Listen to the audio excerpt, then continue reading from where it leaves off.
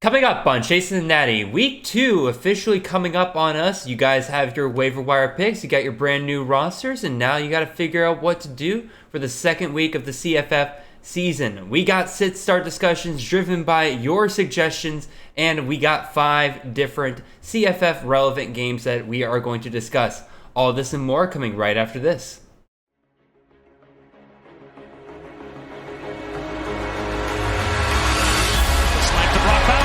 Look at the tornado go! An extra gear for the freshman. Zappy looking to Jared Stearns, who makes the catch and scores. What a burst! Trayvon Henderson, as advertised, touchdown Buckeyes. This is Chasing the Natty, a college fantasy football podcast.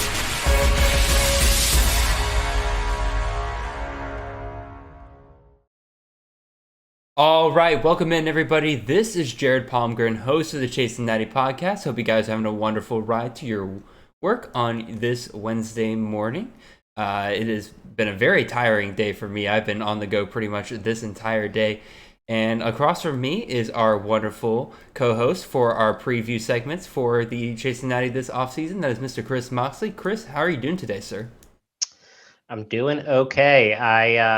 I'm just happy to have a full slate of football games. Yes. Week 0 was a nice little appetizer. We had the full entree on we had the full entree on Thursday, Friday, Saturday, Sunday, and Monday.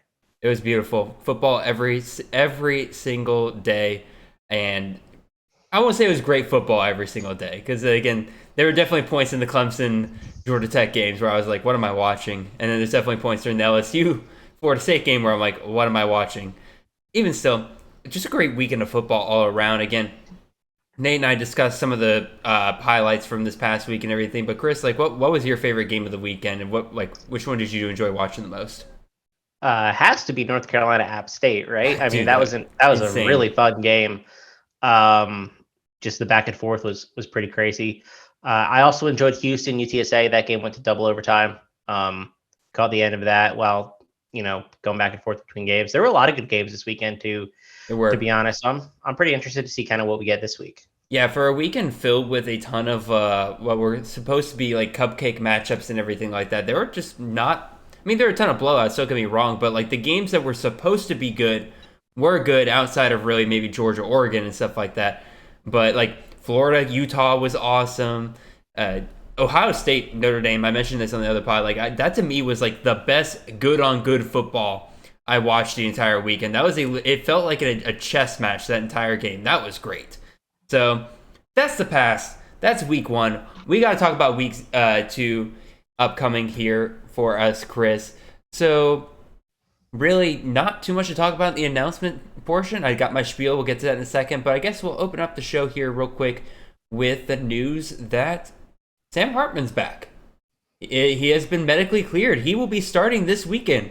If you are like me and you took his over on passing yards for the season, you are rejoicing at this. If you took him at the end of your drafts because everybody's taking him at a discount because we had no idea he was going to come back, you are rejoicing right now. Shout out to Dwight Peoples for picking him up in like the 13th round in the Kings Classic League. That is like, dude got one of the steals of the draft now. Again, if you took that gamble, it has paid off for you here. So, Chris, what are we thinking about Sam Hartman coming back? I had seen at multiple times, kind of when the news broke, that early October was the time point where we thought he might return. Yes. This blows everything out of the water. I'm not going to speculate on the injury until he confirms it himself. But there's been a couple different reports out there that it was just a matter of time of getting cleared rather than recovery. Mm-hmm. And if that is truly the case, I expect him to light up Vanderbilt this week. Yeah. Just dominate them. And the spread in that game is currently 13.5, which is way too low if we get a healthy really? Sam Hartman. When I wrote down that game earlier, it was at -8. So it's already jumped up 5.5 points. I have to imagine it's going to get even fatter than that. Yeah, I think it ends up close to like 17. Oh, my goodness. Currently 13.5. And Yeah, that Sam Hartman's worth at least a touchdown, in my opinion. So I agree. That is a major change for that game. But we'll talk more about that game later and everything. Again, massive news. A guy who was going as the QB4, QB5 range before his injury announcement, all of a sudden, right before the season, gets a huge discount because, again, we have no idea when he's going to come back. We knew that there was going to be some kind of checkup that was going to give us how long he was going to be out. It was going to come a couple weeks after he made the announcement that he was stepping away from football for a time. I think a lot of us, including myself, were kind of being pessimistic and saying, like, alrighty, at least half the season probably we're looking at here, at least to get this cleared up. We got that checkup. Apparently he's clear to go. I would recommend keeping an eye on it still, because this sounds like, again, I'm not speculating too much, but it could be something that flares up later.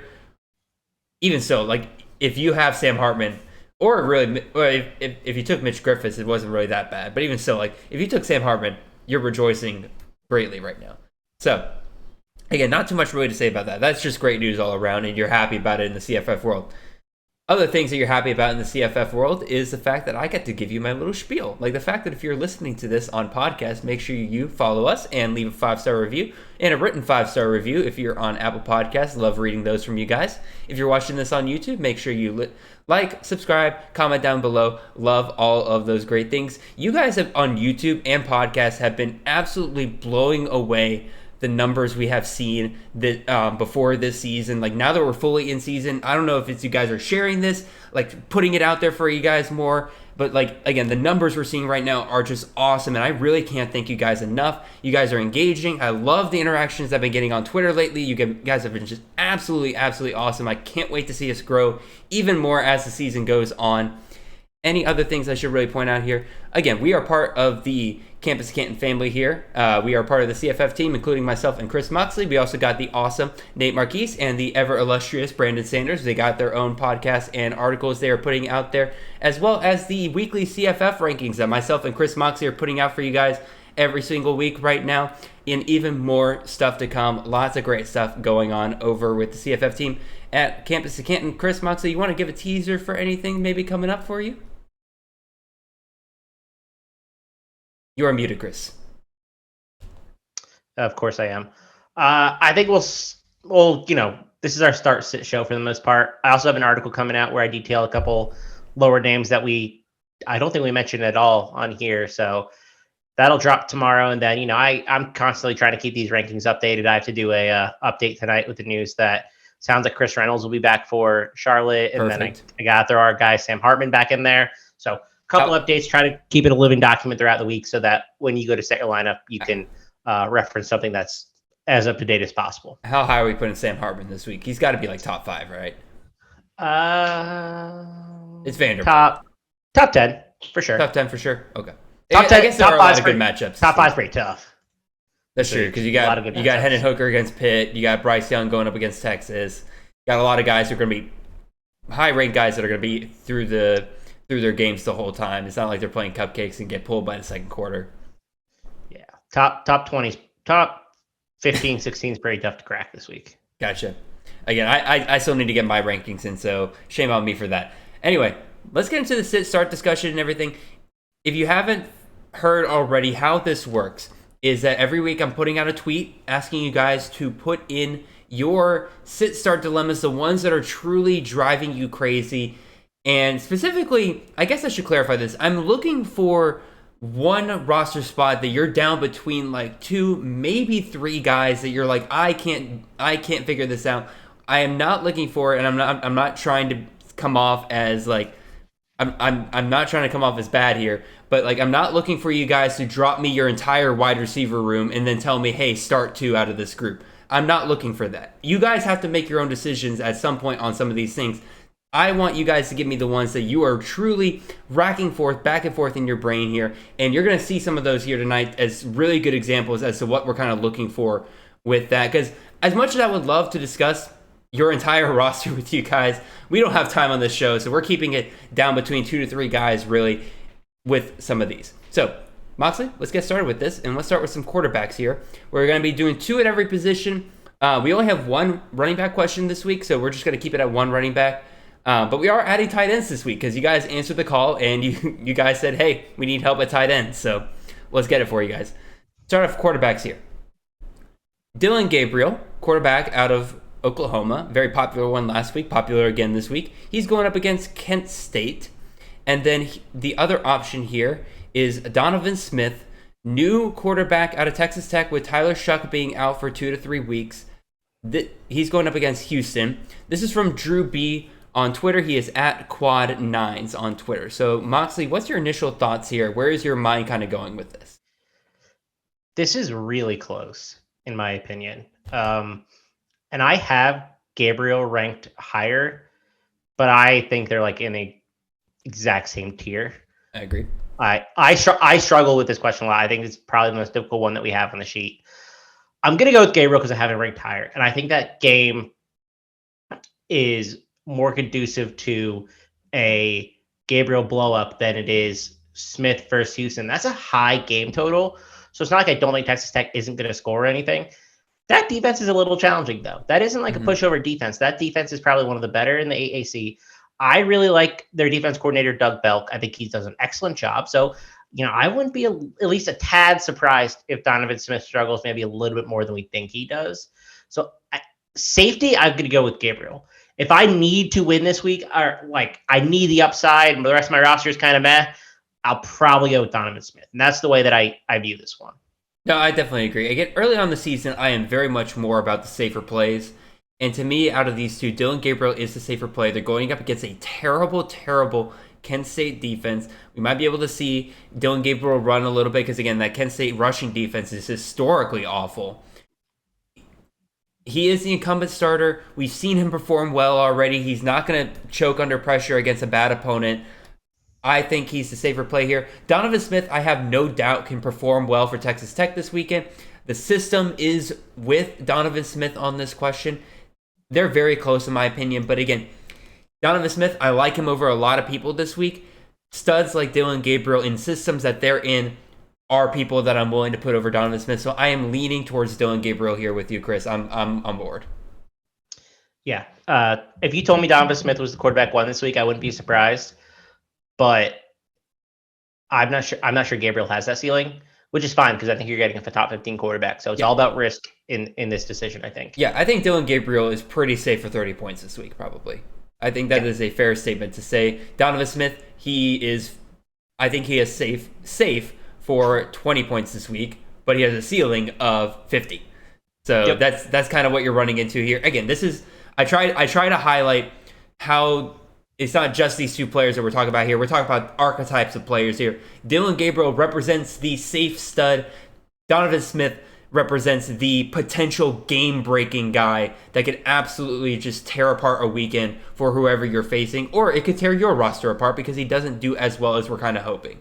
So I'm going to go with the safer play here, but it really depends on, Drew, what kind of player that you are. Are you going for somebody who's with the higher upside? You got to go Donovan Smith. If you're going for the safer guy, go to Dillon Gabriel. Let's move on to the second quarterback question here. Let's talk about, this is a little bit deeper one. This, again, I kind of like some of these that kind of come in and they're not stud versus stud. This is truly like a guy these are two guys you kind of put in and out of your roster in the starting lineup. Definitely matchup based. And we got two pretty good matchups here. So we got Todd Centeio, who was the QB2 last week, just an absolutely enormous game against Middle Tennessee State, threw for 6 touchdowns. Like I said, he's going up against Norfolk State. And then you have KJ Jefferson going up against South Carolina. Now, this is one of those cases where it seems like the matchup is with Todd Centeio. He's going up against a team that Marshall just absolutely ripped apart last week. We just saw him perform against a lesser opponent last week, but this is the second week now. He's had a full game under his belt. Is the coaching staff a little bit more willing to pull him early, especially against an FCS opponent, if the game gets out of hand early, versus KJ Jefferson is going up against what we expect to be a pretty decent South Carolina team. He'll be in the entire game, and he has that dual threat ability that'll make him fantasy relevant so long as he plays a full game. That's kind of my thought process on it. That's for the pros and cons here. I'm weighing here, Chris. What are you kind of thinking here? I actually don't think this is very close. I think it's Todd Centeio pretty easily. Okay. This is a really, really good matchup for him. And I actually think South Carolina is not a bad matchup for KJ Jefferson, mostly because they have an elite corner, probably first round corner in Cam Smith. Mm-hmm. So I think he can do a good job shutting down a primary option on the outside.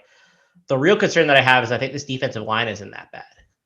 Okay. I think Zach Pickens is a good player. So I actually picked this game to go under. Okay.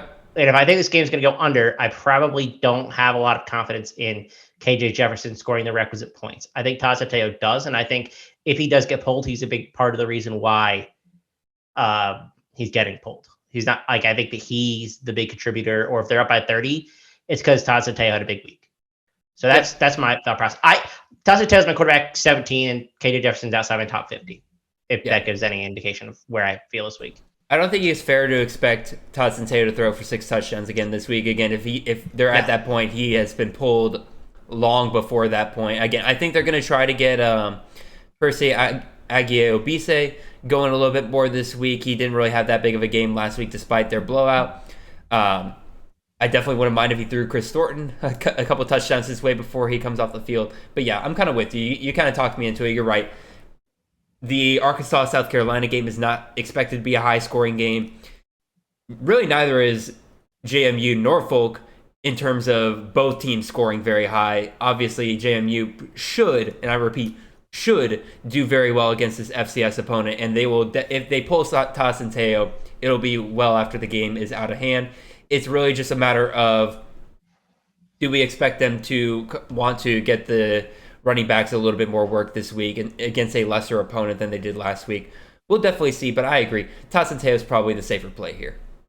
Oh, by the way, this is from MDB. This is at 2008 WS Champs on Twitter. So thank you, MDB, for this question, by the way. Any more thoughts on this, Chris, before we move on to our running back question? No, well said. I completely agree. All right. I basically repeated what you just said, so I guess of course you're going to agree. Of course I agree. So let's talk about running back here. This feels like it shouldn't. This feels like an obvious one to me, because I understand why this is a question. So I'm not going to sit here and berate anybody for asking this question in the first place. But when you kind of sit down about it, you drafted one of these guys as a potential top 3 pick, and another one of these guys you took in the 12th, 13th round. I don't think these two are really kind of weighing on each other, especially given the matchups this week. Let's talk about it. TreVeyon Henderson versus Arkansas State, or Raheem Sanders versus South Carolina. Got some Arkansas love tonight. This is from Drew at CFF_Heisman on Twitter. I understand that people are disappointed after TreVeyon's performance last week. Not great. Only 13 carries in a big-time game. Got a little banged up. You're probably a little bit worried about him, but he's not missing this upcoming game from anything I have heard. He's going to be back out there. Mayan Williams had a really good game. A lot of people asking me, hey, should we be worried about him splitting with Henderson? Henderson is a stud, y'all. He is going to be a guy that is going to get more work throughout the season. He had a really off game last week. I have no doubt he will return to form. We saw him really take over that backfield last year. I have no doubt he's going to return to form. He's got the better matchup here. He's going up against Arkansas State. They have an atrocious defense, mostly against the pass, so you could be a little bit worried about that with them going bombs away on Arkansas State. I don't think that should be one of your worries here. It's a bad defense. TreVeyon is a home run hitter in terms of running back. Any given play, he could take it from 90 yards out. I have to go TreVeyon Henderson here. Chris, what are your thoughts? Yeah, I don't think this is particularly close either. I just think this is kind of overthinking the Sanders performance and the Henderson performance from last week. This is a lot tougher matchup for Sanders than it is for Henderson. And the thought is probably here that Henderson gets pulled maybe before the second half. I think that's possible. I do think they will. I mean, there's a good chance that he goes 100 for 100 and a touchdown, right? That's in my opinion, Raheem Sanders' best case scenario in this matchup. But I just have a lot more confidence in projecting Henderson than I do Sanders. So the matchup kind of seals it for me. This is just a really, really bad Arkansas State defense, across the board. Yeah. I have a much easier time seeing Travion Henderson hitting a 90-yard touchdown than I do seeing Raheem Sanders hitting a touchdown greater than 50 yards at all against South Carolina. I know South Carolina's got a pretty good D-line. They got Jordan Burch, they got guys over there. So, no doubt, I'm definitely going with Henderson here. My apologies, y'all. Anyway, again, nothing else really to be said here. I think Chris and I are on the same page. Travion Henderson over Raheem Sanders. Yeah, since we don't have another one, can I add a start? Yeah, sure. Go ahead, man. For people who listen to the show. Well, Damian Webb, the running back for South Alabama, I want to start him this week. I think that he could have a really nice game, and he's an asset in the passing game. So just a little nugget for the people since we didn't do 2 running backs to start this week.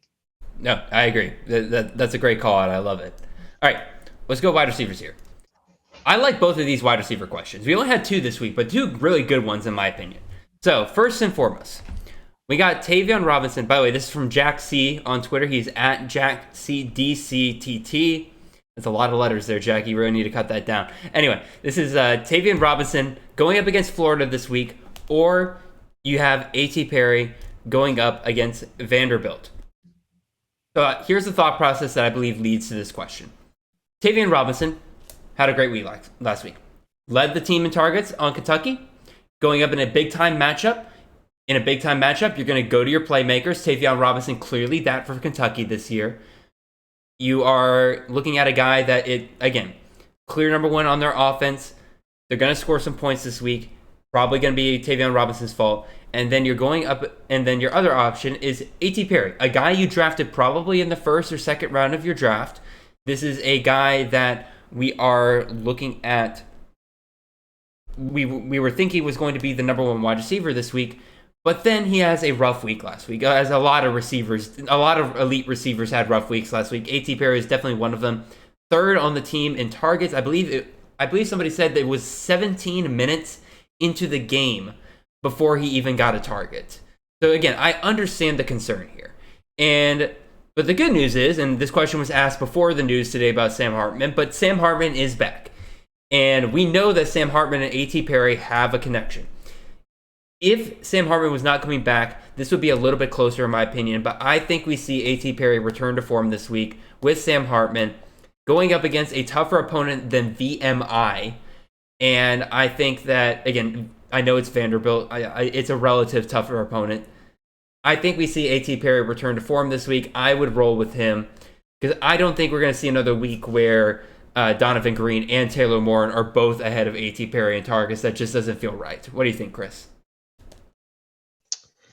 Yeah, this question was asked before the Sam Hartman returning news, and so it was a much closer conversation in my opinion. I think that A.T. Perry should be ranked as a top 5 receiver this week, and I don't have Tavion Robinson there. I will probably rank him top 5, just looking at who else I have there. Where do I don't even know if I have Tavion Robinson in my top 30. I have him 31. Okay. So that's kind of, I don't think this is a great matchup against Florida. So Perry just feels a lot safer and also has a higher ceiling. I'm rolling with the guy that we drafted in the back end of the first, early second for the most part. Again, common theme here tonight. A lot of studs disappointed week 1, and people are kind of overthinking the next week in terms of who they should play. And I get it. Tavion Robinson had great volume last week. I don't blame you for I don't blame you for considering benching A.T. Perry here and putting Tavion Robinson in as a safer target volume play. My thing is, I think A.T. Perry returns to form this week, especially now that he has his quarterback back. I don't think there's any problem with A.T. Perry starting in your lineup. If he busts again this week, you can look directly at me, you can DM me and say, hey, you cost me my game this week, and I'll be like, logic was sound, because everything's pointing to A.T. Perry having a much better week this week. Trust the process. Trust the process. All right, let's talk about our second wide receiver question here. This comes from Dan at ATL Dan on Twitter. He asks, Bryce Ford Wheaton versus Kansas or Jaron Bradley versus Houston? I'll be real. This is a tough one in terms of both of these guys' upside. The volume, in my opinion, lies with Bryce Ford-Wheaton. Dude had 16 targets last week versus Jared Bradley, I believe, did not even hit 10 last week. But granted, Jared Bradley plays in the Zach Kittley offense. They're going up against a big-time opponent. I could see both of these guys having huge weeks, but I think I'm actually leaning towards Bryce Ford-Wheaton here a little bit. Chris, where are you going with this one? I actually lean towards Bradley here. Okay. Finally, some debate. I don't think that the game script really helps Wheaton all that much. They were dogs to Pitt 7.5, I think, at kickoff. Okay. They're I don't know what it's actually gone to, but they're at least 13 to 15 point favorites currently against Kansas. So I would be surprised if they had to pass that much, which definitely hurts his upside. Like, they had to pass that whole game versus Pitt. It ain't happening this week against Kansas. That's fair. This game for Bradley is pretty close to a pick'em, and he was the wide receiver 1 for Texas Tech last week. Like, he operated most targets, most snaps, most routes run, I believe.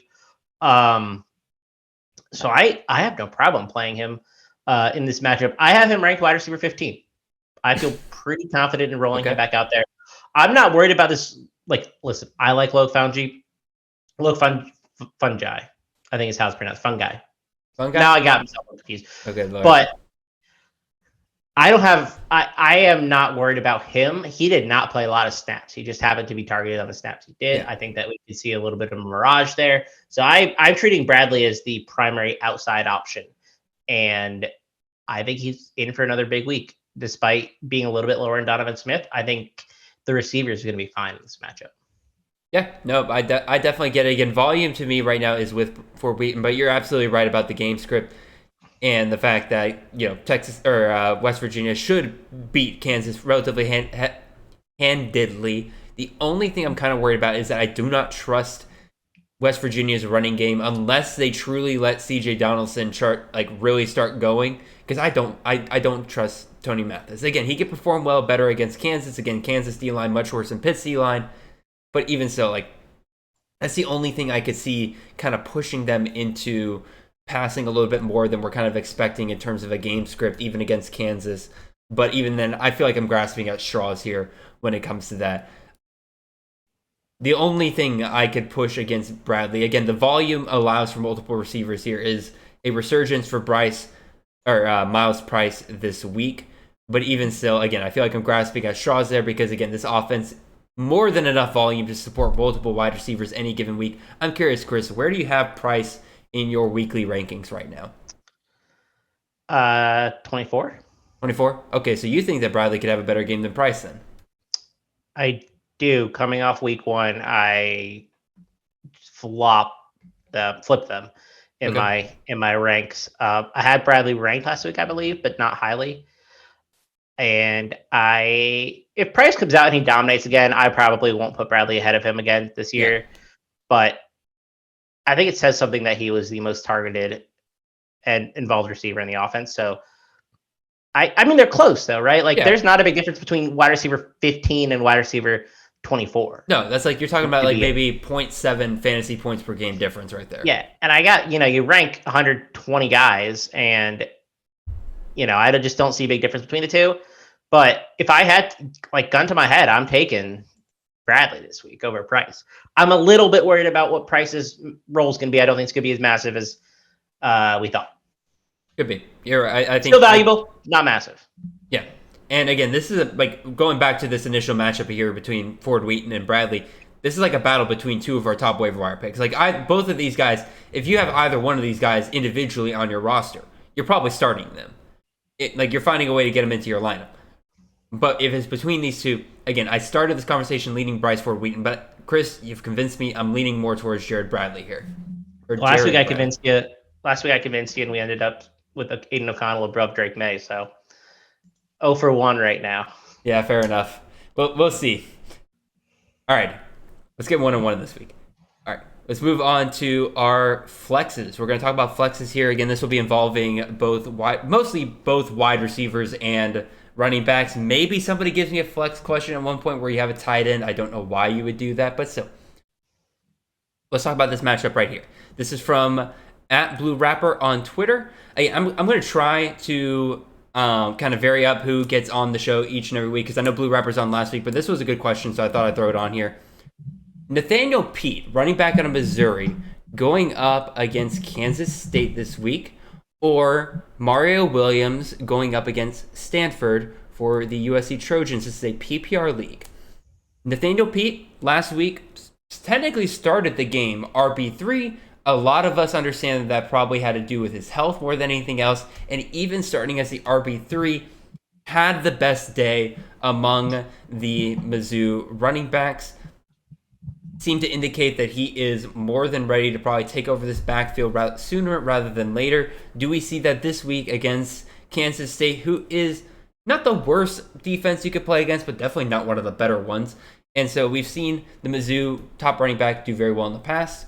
Do we think Nathaniel Pete takes over that role week 1 versus Mario Williams, extremely explosive offense, going up against Stanford, probably going to dominate this game for the most part, probably going to score a lot of points on offense.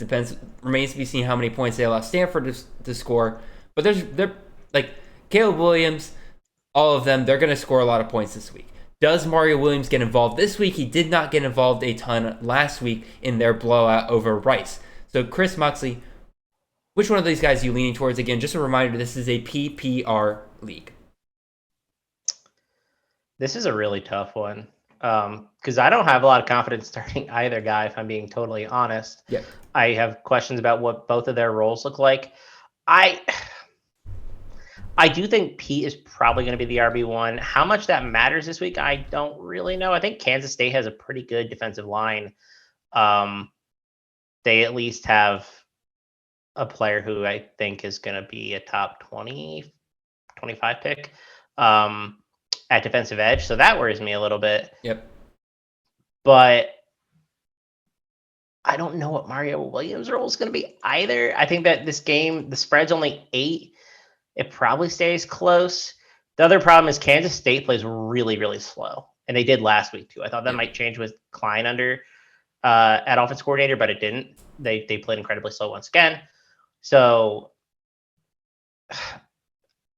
I'll go with Mario Williams, but I don't feel great about it. Like I think this is pretty darn close. I'm going to go with the guy who's probably going to touch the ball more, and that's going to be Nathaniel Pete. If he truly takes over as the RB1, I'll admit, this is a home run play. Like I'm swinging for a home run here with Nathaniel Pete. Truly the RB1 in this case, you want the Mizzou RB1. He's going to get plenty of touches. He is good out of the backfield. We know Mizzou is not shy about passing to their running backs. It's a PPR league, so he's going to benefit from that. That's kind of where I'm leaning more towards here. It's just a pure volume with the running back here, and he's a receiving running back. I mentioned this last week. That's where my bias is probably going to go towards in these scenarios where it's two close guys. I'm going to go with the receiving running back in a PPR league over a wide receiver who I'm not feeling that great about. Does that make sense? Makes sense to me. I have no strong play. Listen to Jared here. I just don't have confidence, and he sounds way more confident than I do. So there you go. Yeah, again, that was Blue Rapper on Twitter. Let's hit up another flex question here. This one comes from our good friend Mitch Hart at Ace Holes Rule on Twitter. Once again, okay, I was going to say this is another case of a stud underperforming, but no, we got two guys who underperformed here last week. But there's a big difference between the two. One of them was a likely second round pick. The other one was somebody you probably picked up in like the 9th, 10th round. Both underperformed, and you're asking me now to compare the two? I'm going to go with the guy with a bigger upside here. The question is, Quentin Johnson going up against Tarleton State this week, or Tay McWilliams going up against BYU? This is a non-PPR league. I am typically going, in these scenarios, going to go towards the running back in a non-PPR because they're just going to get more touches. Problem is, I have no idea what is going on with that Baylor backfield right now. They split the carries all over the place last week. Tay McWilliams did not have a great day last week. Granted, again, it's against Albany last week. They're going to get more guys involved. I'm not super confident in knowing exactly what's going to shake out of that Baylor backfield. I do know by the end of this season, Quentin Johnson will be the wide receiver 1 for TCU. I know they're going to target him a ton. They're going to go for a bounce back week, especially against a very weak opponent. Max Duggan's a lot of things. A quarterback that's going to struggle against Tarleton State is not going to be one of them. Again, do I fear down the road what's going to happen, considering that Chandler Morris was a big disappointment last week? Yes, but this week, no.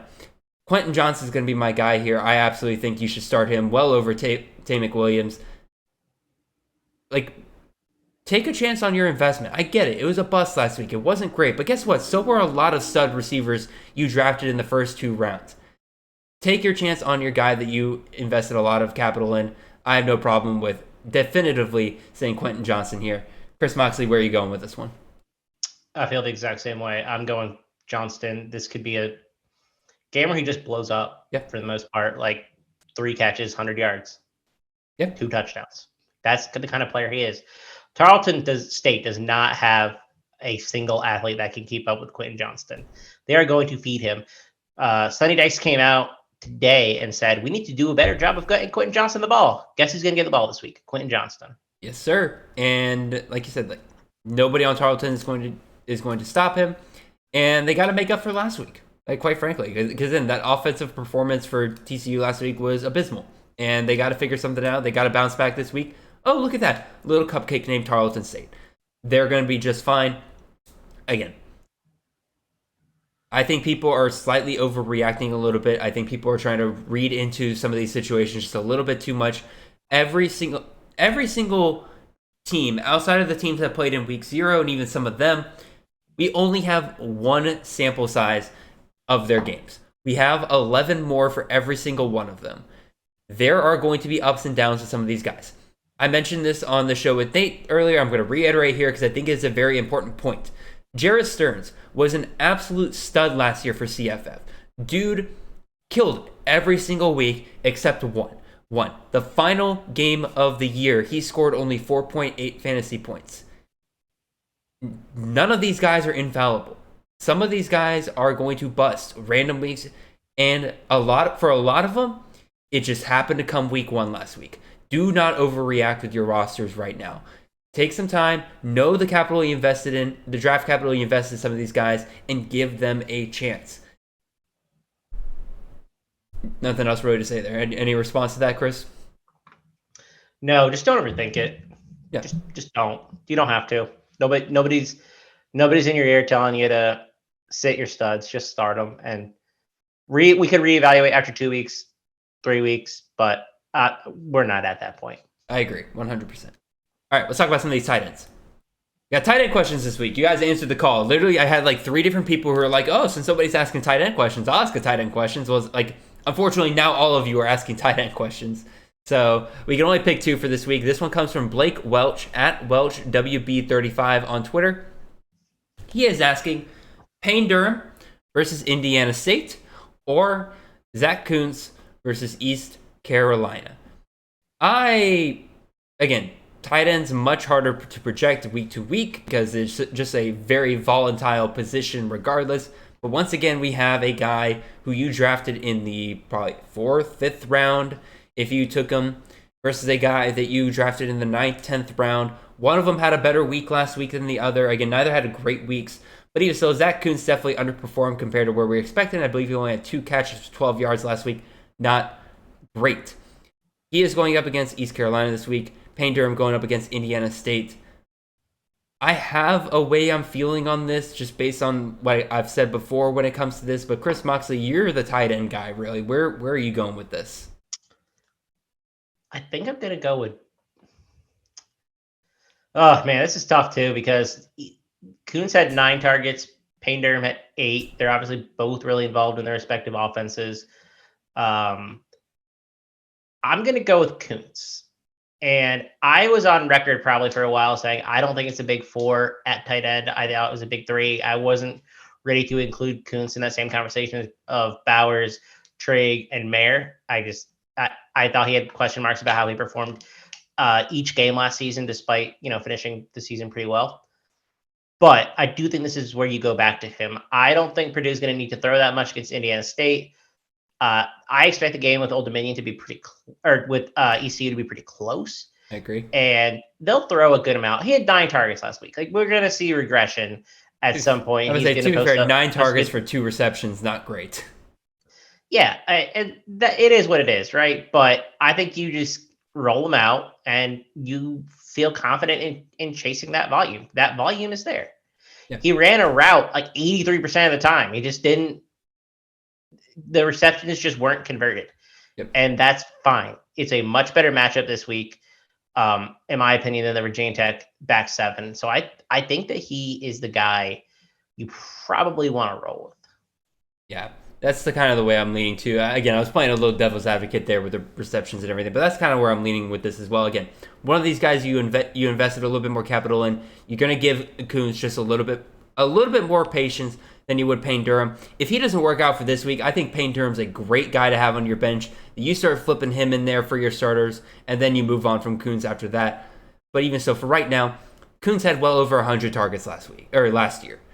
It is very rare to have a returning tight end have that much volume coming back. Most of those guys, if they have that much volume, are off to the NFL. He is obviously a guy that Old Dominion is going to want to use over and over again this year.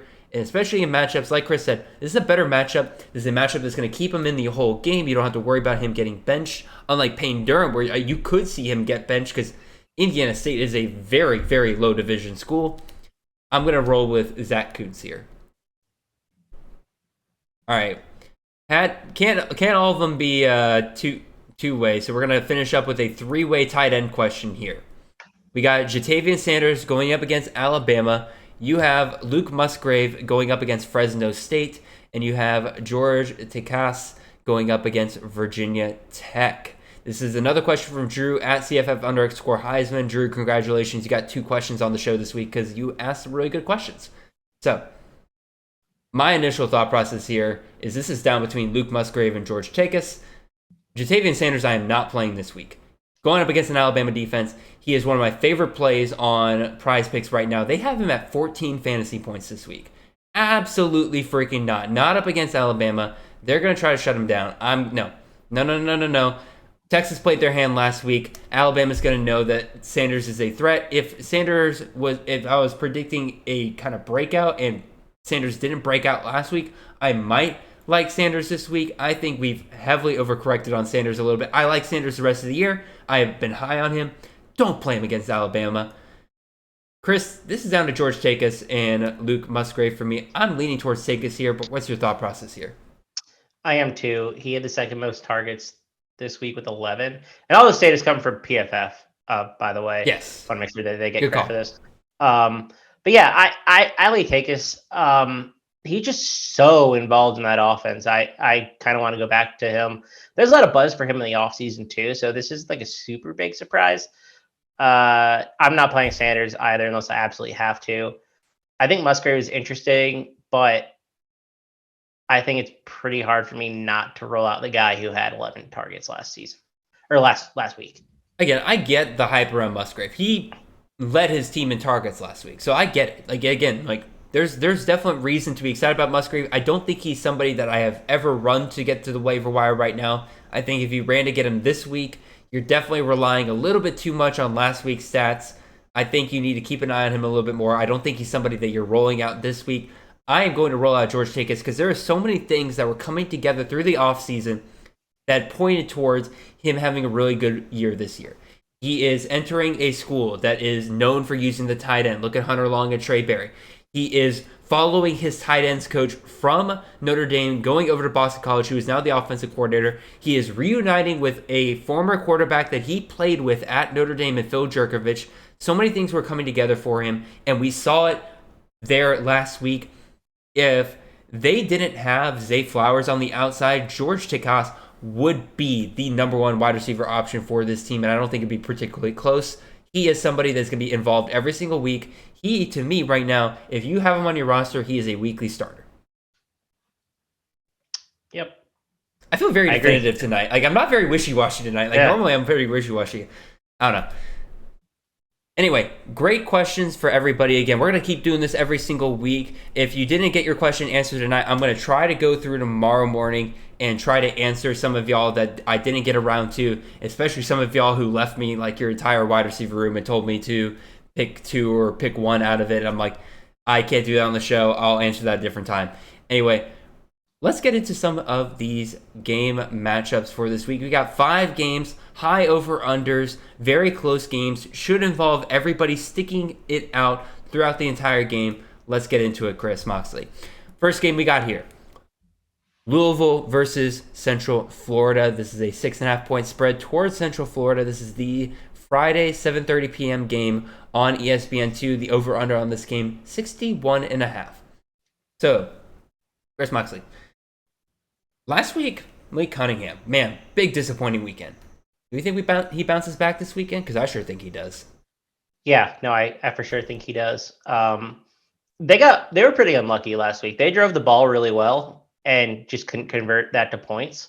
So I would not be surprised if we saw a much better showing from that offense in terms of like points scored. Even though I didn't think they were bad at like a success rate level. I think the advanced metrics show that they're pretty good last week. So I think you start Malik Cunningham, no problem. Don't even overthink what you saw against Syracuse.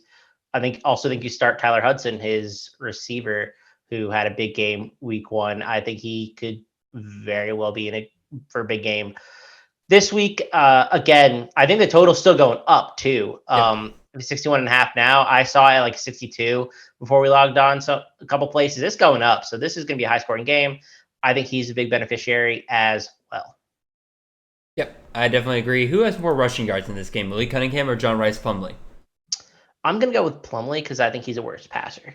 I think I'll have to use his legs more. Although I don't think either are like particularly great passers. Yeah, that's at least my thought. UCF looked good.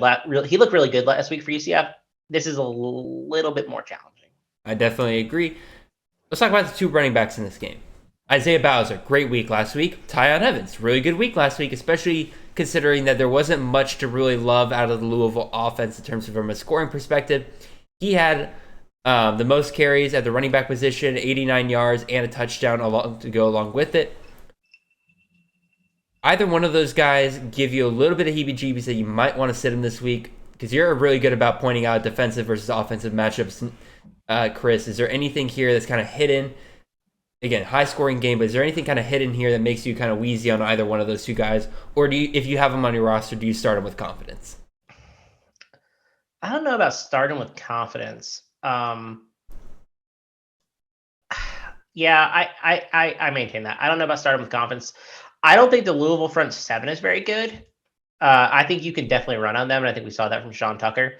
So I would be starting Isaiah Bowser this week for sure. Okay. That doesn't worry me as much as I think starting Tyon Evans does, because I don't know this offense necessarily is going to look like when they're actually going to be in a competitive game script. Like last week, I thought they were, but not to the same extent. I think this defensive line for UCF is much better than Louisville's too. Okay. They have, what's his name, Ricky Barber, who's a defensive tackle, who I think is a pretty good run stuffer there. I just think it's a better offensive, like a much better defensive line. We're comparing these 2 teams. I think UCF has 3 players that could probably start at Louisville right now. Okay. So if that gives you any indication, yeah, I mean, I don't want to start Tyon Evans this week if I don't have to. Is the bottom line. I do want to start Isaiah Bowser though, because it looks like Isaiah Bowser is going to be operating in a very similar role to where we saw him last season before going down with the injury. I'm not super worried about what Johnny Richardson's going to do this week. But yeah, I want to be starting Bowser if I have him probably. I have him RB39. There's just so many good matchups this week. Yeah. That like I keep finding ways where I want to like push him higher. But for example, like I'm really close to Kamani Vidal. Kamani Vidal is Alabama A&M. Yeah. So it's just really tough to do that. But if I start Bowser, if I have Bowser, I'm probably starting him, even if it's in a flex position. Yeah, I definitely agree here with that. Talk about receiving options, really, because both these teams have, at least it looks like right now, good tight end options. Marshawn Ford, we've seen what he can do. He's going to be an option for Malik Cunningham, despite the fact that he didn't have a great week last week. Malik Cunningham likes to use him. UCF had a pretty good showing from their tight end last week. Florida transfer Kimora Gamble. Are we expecting another performance like that, or do you think he's earned more targets this week, or do we think that was kind of a one-time thing and we're not going to see a ton of that? I have them ranked 9th and 10th in my rankings this That week. is really funny. You are probably starting both of them. I like Gamble. I actually thought it was a really good transfer, an acquisition from Florida. And I think he's going to be a big part of this offense. And Marshawn Ford was obviously a big part of the offense for Louisville last year. I expect that to continue. Mm-hmm. This is actually a game that features two of the country's better CFF tight ends. So that's exciting from a CFF perspective. Absolutely. Let's talk about USC. The USC. You mentioned Tyler Hudson for Louisville. I think we're both in agreement there. If you're going to start a receiver from Louisville, he's going to be the guy. UCF. Yeah. A lot of us draft Ryan O'Keefe during the offseason, expecting him to be the number one guy, and the fact that he is used as a rusher in some of Gus Malzahn's kind of crazier plays. But Javon Baker had a really good week last week. Do we think there's been a dynamic shift there that Javon Baker now is the clear number one wide receiver, or do you think that was, again, another one-time deal and O'Keefe should have a better week in the coming weeks? I have Javon Baker ranked higher than O'Keefe this week. Okay. By a good amount. I think there's a pretty obvious chemistry, and he was looking his way even when it wasn't getting thrown to him. So I want to be starting Javon Baker. I have him ranked wide receiver 42, which all things considered, that's pretty good. That's pretty good. Like I said, there's not a huge difference between 42 and probably the next 20 above him. Yeah, no, absolutely. And so he's a guy I really want to be rolling out, I think. And I could be wrong on O'Keefe. I just wonder if O'Keefe was mostly the beneficiary of Mikey Keene last season at least. Yes. Targeting and signaling in on one guy, and it happened to be O'Keefe. Baker has the pedigree to show that he could be a wide receiver one, and I think he can. I think week one was a good example. So I am tentatively ranking him ahead of O'Keefe until I see that O'Keefe is still a priority piece in this offense, the same way that he was last year. Yep, I think that's absolutely fair. And I think now is time we can move on to the next matchup here. So we teased this one earlier. Wake Forest at Vanderbilt. This is on the SEC Network Saturday at 12 p.m. Over-under on this game, 61.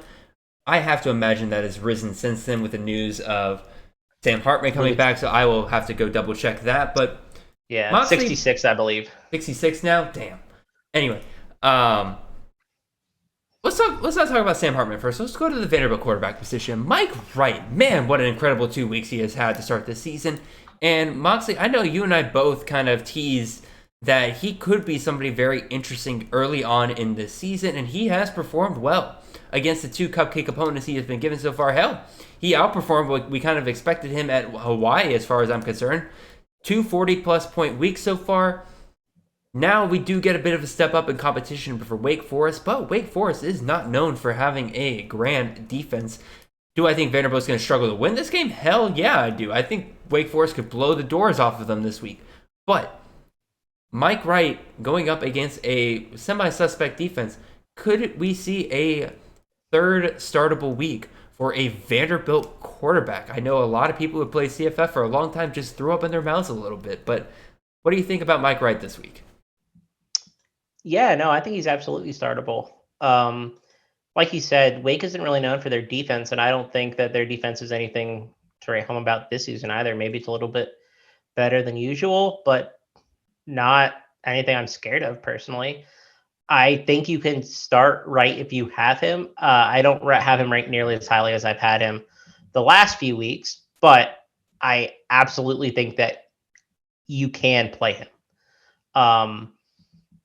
The only I have him ranked QB 11. That was before the news came out that Hartman was gonna sit. So my logic in that, or is gonna play. So my logic in that was that, hey, it's gonna be close, which means that he can rush a lot more than he has to pass, and I still am not sold on him as a passer. Mm-hmm. So that kind of changes the trajectory a little bit of game script wise. So I'll probably move him down, but I will still play him this week, mostly because Wake plays an extremely fast paced game. Yep. So there's opportunities to get the ball back if you're Vanderbilt quite often. They're generally like top 5 in plays per minute. And so if you're Vanderbilt, you're probably going to have a good number of possessions and opportunities to score. And Wright has been really, really solid this year. So I think you can start him at worst, I'm probably not going to move him outside my top 25. Yeah. So that's probably a starting quarterback for most teams. Yeah. Again, I don't think you're going to hit another 40-point performance this week, but I could see 25, 30 points from him again. Especially, again, keep feeding Will Sheppard. Will Sheppard is like one of my bright spots on my terrible dynasty roster right now. I picked him up for free, and I'm like, you know what? Like, let's see what happens between him and Mike Wright, and he has looked Will Sheppard's way every single time. I guess that's a great transition over to the wide receivers in this game. Will Sheppard for Vanderbilt. On the Wake Forest side, 3 great options. You got A.T. Perry, you got Donovan Green, you got Taylor Morin. Where are you kind of thinking about these guys in terms of who is a must start, who is somebody that you can start if you're desperate, and who is somebody you could just avoid in this game? If you're desperate, you could start Taylor Morin. If you're in a deep league, you could start Donovan Green. I think A.T. Perry is a must start. And I think you can start tight end Blake Whiteheart for Wake Forest if you're kind of down and really need a guy this week. He was involved. He's been on the team for a little while. He has a little bit of experience in the system. He's running as a primary pass catching tight end. I mean, he's a guy that if you're really, really desperate or you're in like a 2 tight end league, you can plug him in. I had him at tight end 47 prior to the Hartman news, and I will move him up. He was ranked for me this week, which tells you that I think that he's not going to be a total 0. But maybe he is. Who knows? It's impossible to predict tight ends anyway. I would say the tight end is definitely one of the worst positions to try to predict week in and week out because you can have a stud, but then all of a sudden, like Brock Bowers last year drove not a lot of people nuts because he ended as a tight end 4. But a lot of that was based on him just having monster game after monster game and then disappearing for like 2 to 3 games and then comes back with a monster game. Anyway. Tight end. Gotta love it. Some of the running backs here. Raymond Davis, I have loved. I hated that he got injured last year. He's looking better with Vanderbilt this year. And I do think that if they truly get him going, he could have CFF relevance down the stretch, even against some, I'm not going to say against the toughest opponents. Obviously, he plays Georgia this year. But like the lesser opponents of the SEC, when he plays Mizzou, when he plays maybe South Carolina as well, I could see him being relevant in some of those games. He's interesting to me. I also want to point out Mr. Christian Turner. Kenneth Walker, several years, or in 2020, we do not typically love the running back in this system for Wake Forest, but man, Kenneth Walker was awesome because you knew he was going to get some touchdowns week in and week out, despite the fact that he didn't have the volume. It's a very weird kind of backwards mentality to CFF. Typically, you just want the volume, and then any touchdowns that come with it or bonuses that come with it.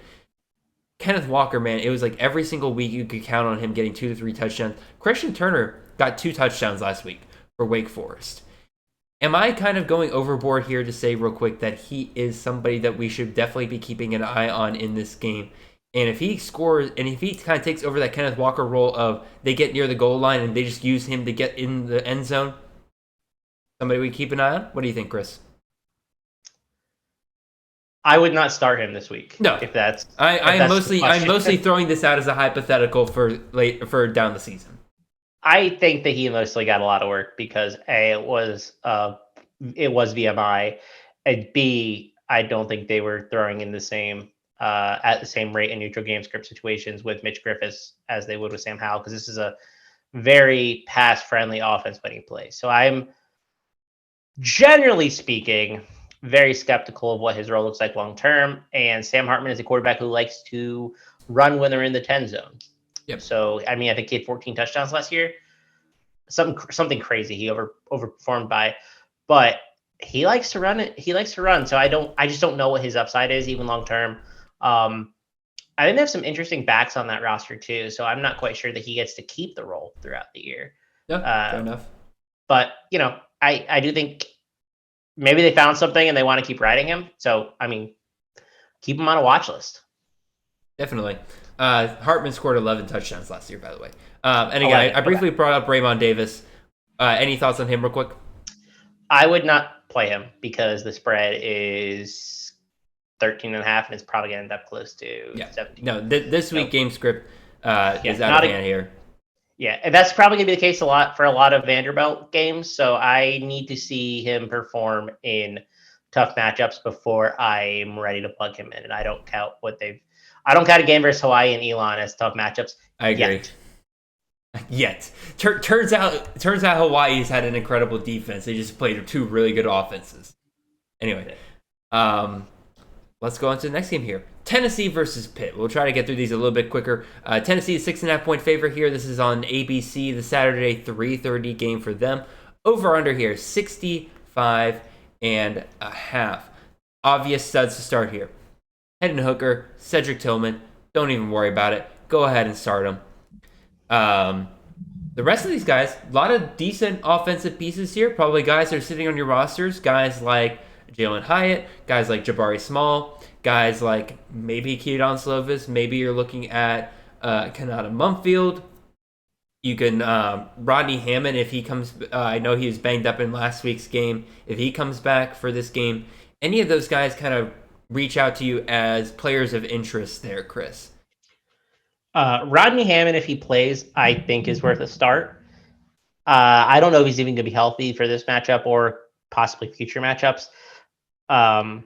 He felt like a serious injury at the end, but we haven't heard anything this week. I think you could play Jalen Hyatt in your flex spot if you're looking for someone. I have him ranked this week as well. I think you could play Kanata Mumfield. I think that he kind of separated himself.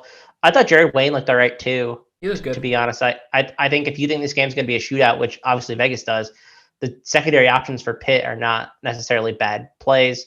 Slovis is an option if you want to go that way. I'm still banking on Gavin Bartholomew as a tight end. I'm not super discouraged by week one, whatever. It's tight ends. We just said this. Yeah, we just said this. Don't overreact quite yet. But if he's not involved again this week, then I'm going to be a little more concerned. This is a high implied team total for Pitt that I think you have to be looking at some of their guys to start this week. I agree. Again, Gavin Bartholomew, just an enormous target down near the red zone. Probably going to get involved this week a little bit. But then again, I would have said that last week against West Virginia, and then he just disappeared. I have him ranked as tight end 23. Okay. Which, it's low. I moved him down probably 10 spots from where I had him last week. Yeah. But I think a couple guys moved up, deservedly so. Yeah. So I think you can play him, especially if you waited on tight end. Nope, I can agree with that. Again, the other name that I kind of mentioned there was Jabari Small going up against Pitt's D-line there. What are we kind of thinking there? Yeah, you can play him. He definitely feels more like a flex option than a... Yeah, the problem that I have with Jabari Small is that this offense wants to throw so early and often that I'm always scared that they're going to get away from him in the game script to the point where you get a game that's like 12 carries for 58 yards and you're not super happy about it. Yeah. They look like they want to get Jalen Wright involved still. It was Ball State, but he was involved last year too. He was. So I just don't know what his role is. I have him ranked RB 53. Okay. So I have him above Raymond Davis, Drew Brock, Titus Swen. That gives you kind of the range that he's in. Yeah, no, that definitely makes sense. And it doesn't help that Hendon Hooker is going to be an absolute touchdown vulture this year. Yeah, for sure. Dude had 12 yards rushing last week and had 2 touchdowns to go along with it. That absolutely tells you that if they're down near the goal line, he's going to be selfish. He's going to grab that ball and he's going to run it in himself. Again, they want to give him a Heisman season this year, and they're going to do their best by getting him as many touchdowns as stats to go along with it. Sorry, Jabari, you're not the important player for Tennessee this year. Yeah. Not excited to start him if I have him. Will if I have to. So, all right. Let's talk about the game for CFF this week, and that is Houston at Texas Tech. 2 wonderful CFF systems that we love so much. You have the Zach Kitley system, of course, over at Texas Tech. A new starting quarterback this week with Tyler Shuck out. You got Donovan Smith, who looked pretty good last week against Murray State. But again, the problem is, it is against Murray State. They're going up against a much better Houston defense here, but this Houston defense gave up quite a bit to UTSA this past week in terms of the passing game.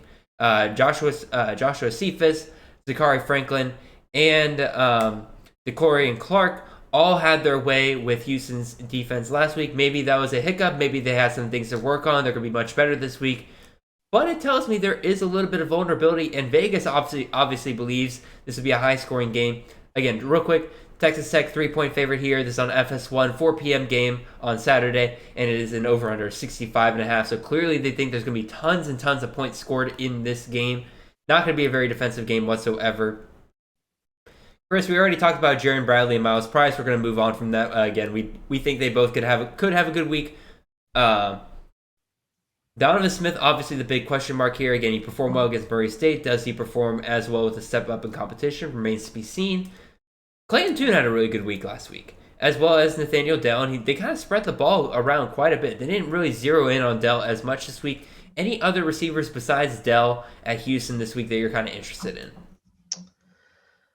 I think you could, in deep leagues, again, is a caveat here. I think you may be able to start Matthew Golden. He's the primary X. I think that he's going to be on the field almost every snap. If this total is what they say it is, ball's got to go somewhere besides Nathaniel Dell. I mean, I have Nathaniel Dell ranked as the top of the receiver this week. I have no problem doing that. I think that he's going to ball out, but I do think that you could probably roll out Matthew Golden if you're in a pinch. And so definitely a guy that I want to at least think about when I'm setting my lineups. No, definitely. The other question I've had, and again, I'm not saying start this week. I guess I should clarify when I bring some of these players up, because again, I'm asking a little bit down the season line stuff here and everything. Brandon Campbell had a really good week for Houston last week.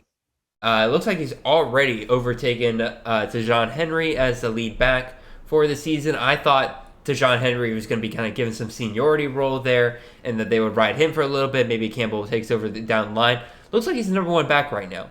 And Alton McCaskill had a really good year for Houston last year, despite the fact that Houston is an offensive system that loves to throw the ball. Is there any interest in you for Brandon Campbell in this offense? Or do you think this is a little bit of fool's gold, and that, again, there's not going to be really a running back we want to have here on Houston? I'm really interested to see the split this week because, like you said, Tejon Henry did start the game. And he did not look as good as Brandon Campbell did. Campbell has pedigree. I believe he was a 4-star. He was a 4-star. Committed to USC and then transferred over. When Alton McCaskill went down, he was one of the smart USC players that got out of there as soon as Riley got there, which I could go on a rant about that, but I just want to point out every player that stayed at USC this past year, every offensive skill player position that stayed at USC got absolutely screwed. They're all down the depth chart from where they were a year ago. Riley replaced every single one of them. He sold them a bag of hooey. Anyway, rant over. No, I agree. So I think Campbell's probably rostered in most leagues just because he was the presumed RB1. Even though Henry had won the job, that happened kind of late in the summer after most drafts were over. So I just want to see kind of like what that split looks like this week and maybe next week. But again, he's not a guy that I want to start this week probably either for the same reason. Mm-hmm. But he could be a player that I look to later in the season because this is not a challenging conference if you're Houston. The AAC is not some murderer's row of defenses. So any other receiving options out of, again, probably deeper leagues and everything here, but like Texas Tech or Houston, either one that kind of stick out to you as somebody you might want to look at here?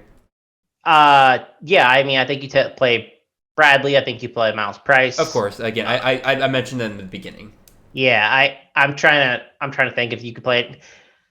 Honestly, those are the guys that I feel comfortable with currently. I don't want to rush out and play a guy like Fungi who had, I don't want to say he had 9 snaps, but he did not play. He was not a starting wide receiver for them. Like that's not a guy that I'm targeting. I think he's fool's gold if we're talking about fool's gold. Gotcha. And then also last week we saw, we did see some of the tight ends get involved there. Again, all 3 of them caught 1 pass and everything, but Tharp was the guy who got into the end zone. Any of the tight end options for either one of these teams that really kind of speak to you? I do have both Trahan and Tharp ranked this week, but they're like desperation plays because I don't think either offense is really funneling through the tight end all that much. I mean, I think they're both ranked in my 40s, like low 40s too. I have Trahan ranked 44th, for example. Like that's not a guy that I want to play if I don't have to. And maybe I'm desperate, but that's my thought process. They definitely feel like both true desperation plays at the tight end position if you're looking at your guys and they're just complete busts. Yeah, for example, like I'd rather chase the volume from Brenton Strange last week, and he basically got it off of one big play. Fair enough. That's kind of how I feel about this offense. All right, we got one more game to talk about here. Let's go to the team I just ranted about. USC on the road at Stanford. USC is a 9-point favorite here. This is the 7:30 ABC game on Saturday. It is the over-under of 65.5. This has to be totally driven by the fact that USC is a really great offense and a really terrible defense right now.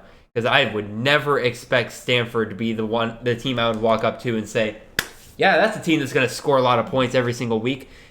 I think USC has been found out. They're going to be in shootouts every single week. Caleb Williams, obviously a must start here. I think he's going to be a must start any given week. They're going to be throwing the ball a ton every single week. He's going to be involved. He's going to rush. No questions there whatsoever. The more interesting names here, obviously, Jordan Addison, you invested high. Start him. He's going to have a better week this week, guys, I promise. The more interesting things to me are where does the ball go other than those guys? Travis Dye, Austin Jones. Austin Jones got the touchdowns last week. Travis Dye did not.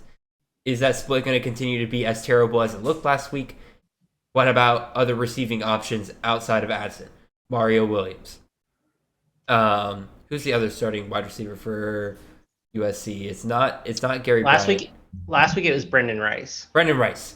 So again, do we expect a better game out of Brendan Rice? Where does the ball go for USC outside of Caleb Williams and probably Jordan Addison? I cannot imagine he does not go a second week in a row with a bad game. Yeah, so I have both receivers ranked in my top 50, Addison 47, or Williams 47, Addison in my top 10. Yeah, he's my wide receiver 3 this week. Huge point total or game total. Implied points are there. Everything's lining up for USC this week.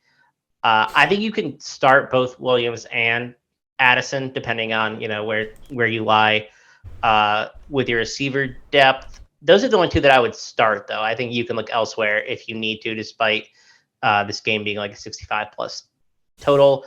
So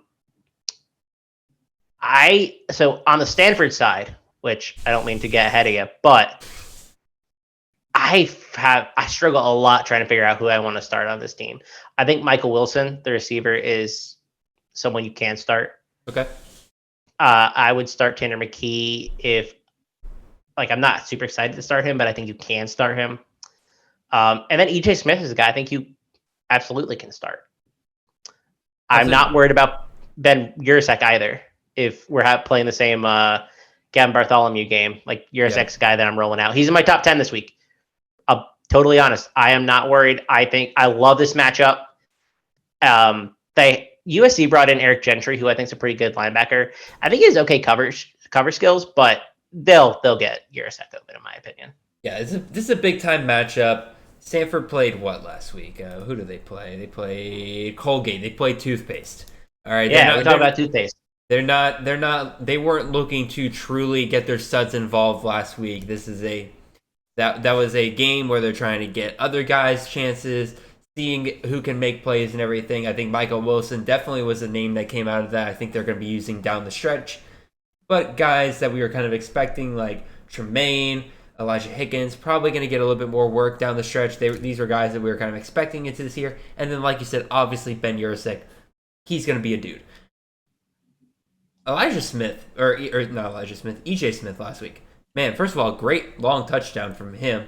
I'm a little worried that outside of that touchdown, he kind of struggled in terms of a pure yardage basis, because if you take away that long touchdown, He only has 31 yards on 10 carries last week, so that's good for 3.1 carries against Colgate. Again, literal toothpaste of a defense. So I'm a little worried about that. But again, it's a USC defense. He's shown home run ability now. He's a great receiver out of the backfield. He caught 5 passes last week. I think in a PPR league, I think he's absolutely a must start for this game. Yeah, I want to start him in a PPR league for sure. The issue that I've had with him basically the whole time that he's been at Stanford and even as a prospect is that he doesn't have good speed. He's a better athlete than anybody on Colgate, probably. So you saw a long touchdown from him. I don't know how repeatable that is. I agree. So that's concern. But he's a great receiver. So you're definitely. I definitely think he's good. I'm not. This is a little bit of a hot take. Actually, it's going to be a big hot take. Let's do it. This is what I'm going to say. EJ Smith has 7 or more receptions this week. Is that too little? Is that hot enough? I can go hotter. I almost said 10. He had 5 this past week. It's a bigger game. Give me 8. Give me 8. Okay. I'll give you 8. That's still hot. Still not hot enough. I can go to 10. I'll go 10. It depends on how hot you're trying to get here. Like, are 8 receptions for a collegiate running back in any game. That's hot. I'm sticking to it. 8 receptions this week. Yeah, he's going to be a major part of the check down game for Tanner McKee, and I think they're going to need to use it. They will be passing a lot. High spread, and they are currently 8-point or 9-point underdogs, depending where you look, which means that they will need to be passing. EJ Smith is one of their best receivers. 8+ receptions. Let's do it. All right, I consider that hot enough. Your seat's on fire over there. All right, love it. That, I think, with that hot take to end it all, I think that'll bring us to the end of our show here. Really appreciate everybody tuning in, guys. Again, we're full into the season now. You guys have been awesome. Really enjoyed the interaction with you guys on Twitter, as well as on YouTube in the comment sections down below. Really appreciate a lot of the kind words you guys have been giving us lately.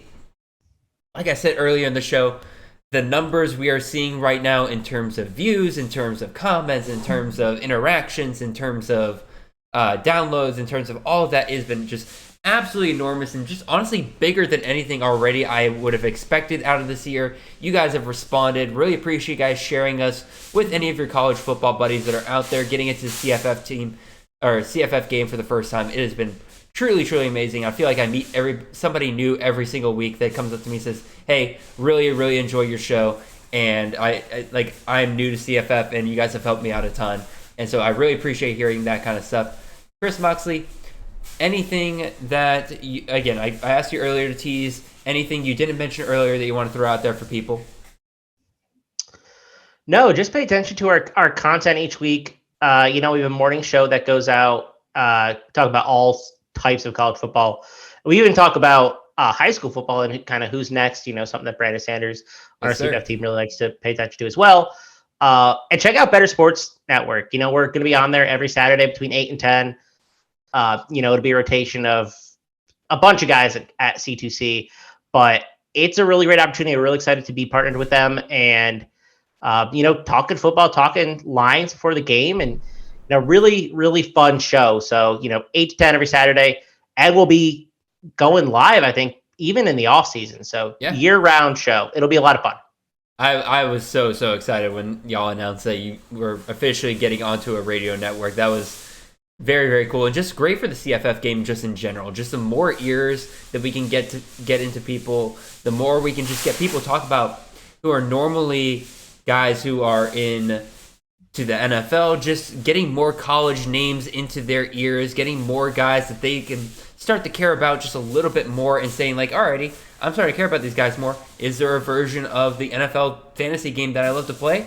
Is there a college version of that? Guess what? There is. We're right here welcoming each and every one of you guys. Yeah, that, again, like I said, that brings us to the end of our show. Again, really appreciate you guys listening and keep listening. Make sure to check us. Next, you'll find me on the tailgate on Saturday morning. Chris Moxley will be there as well. Great time. We discuss all sorts of things leading into the college football day.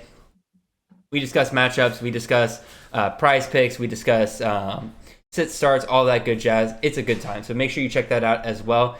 And if you don't check me out there, we'll see you guys next week. I'll be back with Nate Marquise, and we'll be discussing our latest round of waiver wires.